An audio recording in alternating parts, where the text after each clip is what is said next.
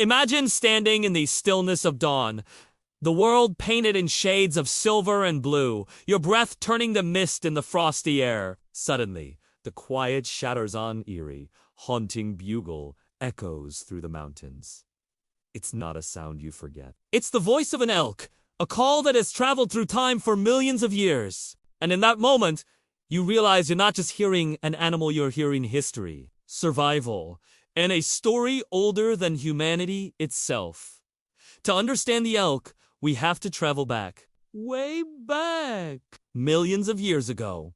During the Miocene epoch, great herds of ancient deer-like creatures roamed forests and open plains across the northern hemisphere. They were ancestors of the Cervidae family, a lineage that would give rise to deer, moose, reindeer, and the mighty elk. These early elk were shaped by ice ages and shifting landscapes, evolving long legs to cross vast distances and antlers that became not just tools for dominance, but symbols of life itself. Their antlers stows, majestic, sprawling crowns are nature's seasonal masterpiece, grown anew each year in a race against time, fueled by mineral reserves drawn from the elk's very bones. Fast forward to about 10,000 years ago.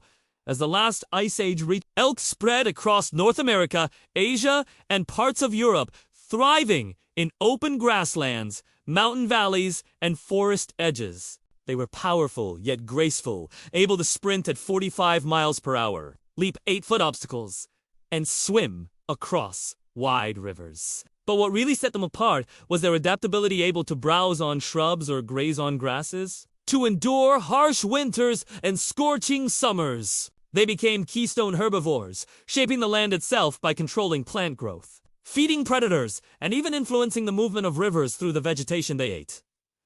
And then, humans arrived. To many indigenous peoples, the elk was more than just a source of meat, hide, and bone. It was a spiritual presence. In Native American traditions, elk were symbols of stamina, courage, and protection. Some tribes believed the elk spirit could grant endurance in hunting or even love in courtship. But as settlers pushed westward in the 1800s, the relationship changed. The new arrivals brought rifles, railroads, and an appetite for elk meat and hides that seemed insatiable. Entire herds were slaughtered for trade and sport, driving elk from much of their historical range. At one point, the eastern elk, a subspecies once abundant in the forests of the Appalachians, was hunted to extinction. And yet, in a strange twist, humans also became the elk's rescuers. In the early 1900s, conservationists began reintroducing elk to areas where they'd vanished. Yellowstone National Park became a refuge, though even there, elk faced challenges from both predators and politics. Stories from those days are almost cinematic.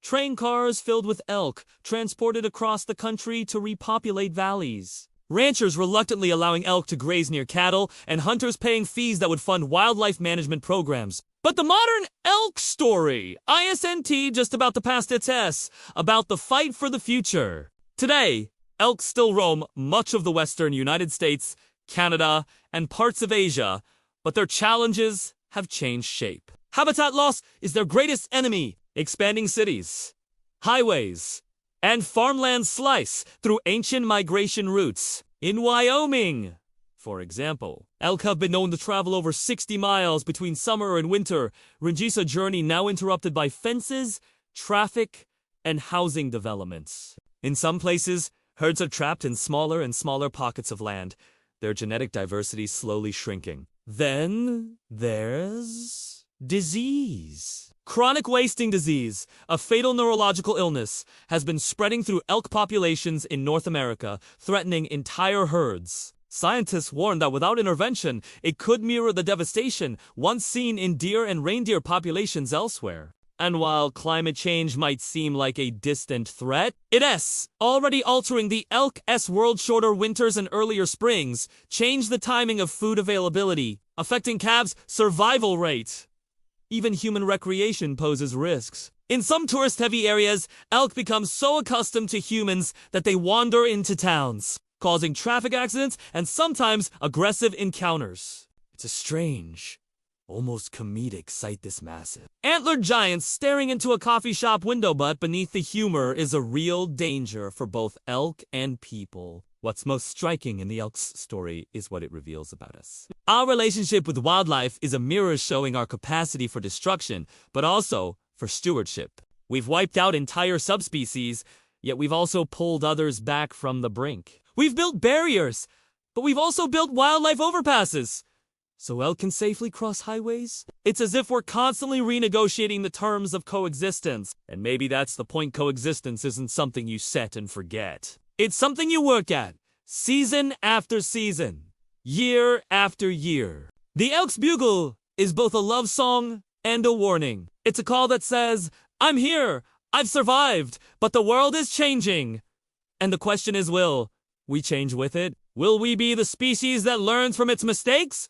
Or the one that watches another ancient voice fade into silence? If you've ever stood in the wild and heard that haunting call, you know it's worth protecting. Not just for the elk, but for the forests and rivers they shape. The predators they feed, the cultures they inspire, and the future generations who deserve to hear that same sound echo through the valleys. So here's the part where I hand the story over to you. If this journey into the life of the elk moved you, don't let it stop here. Learn more about local conservation programs. Support wildlife corridors. Speak up when policies threaten habitats. And yes, start small by sharing this video. Like it, leave a comment about your own wildlife encounters, and subscribe so we can keep telling these stories. Because the elk's journey isn't over and neither is ours. And maybe, just maybe, if enough of us care, that ancient bugle will keep rolling through the mountains for another 1,000,000 years.